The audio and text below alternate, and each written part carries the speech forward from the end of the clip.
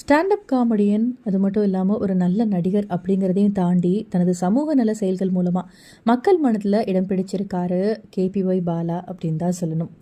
குழந்தைங்கள படிக்க வைக்கிறது, ஆதரவற்றவங்களுக்கு உதவி செய்வது அப்படின்னு நிறைய உதவிகள் செஞ்சுருக்காரு.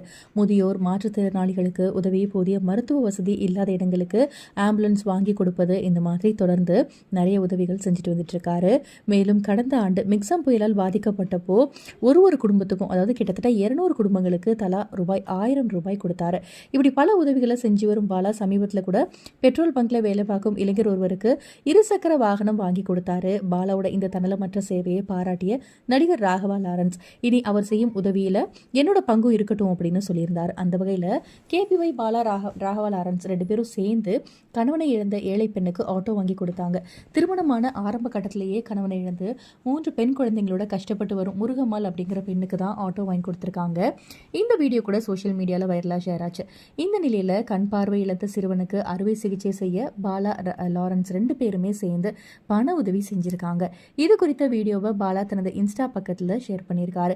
மாதேஸ்வரன் அப்படிங்கிற சிறுவன் சிறு வயதிலேயே கண் பார்வை இழந்து விட்டதாகவும், ஆனால் அந்த சிறுவனுக்கு அறுவை சிகிச்சை செய்ய அவரின் தந்தையிடம் பணம் இல்லை அப்படின்னும் சொல்லியிருந்தாரு.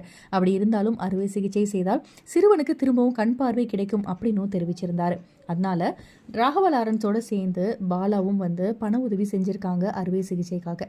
ஸோ இந்த ஒரு விஷயம் பார்த்தீங்க அப்படின்னா சோஷியல் மீடியாவில் நிறைய பேர் இவங்க 2 பேரையுமே பாராட்டிட்டு வந்துட்டு இருக்காங்க.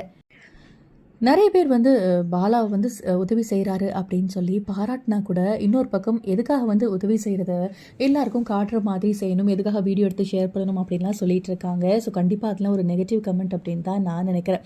ஏன்னா அவர் ஒரு சில உதவிகள் செஞ்சு வீடியோ எடுத்து போடுறதுனால தான் மற்றவங்களுக்கும் என்ன தோணும் அப்படின்னா, நம்மளால் முடிஞ்ச அளவுக்கு 4 பேருக்கு உதவி செய்யலாம் அப்படிங்கிற ஒரு எண்ணம் வரும். அதில் எந்த ஒரு தப்புமே கிடையாது. இந்த மாதிரி நெகட்டிவ் கமெண்ட்ஸ் எல்லாம் கண்டுக்காமல் இன்னுமே பாலா இன்னும் முன்னேறி போகணும் அப்படின்னு சொல்லி தான் நான் நினைக்கிறேன். நீங்கள் என்ன நினைக்கிறீங்க அப்படின்னு உங்களோட கருத்துக்களை மறக்காம கமெண்ட் செக்ஷன்ல ஷேர் பண்ணுங்க. இந்த மாதிரி மோர் அப்டேட்க்கு நம்ம சேனலை சப்ஸ்கிரைப் பண்ணுங்க. தேங்க்யூ.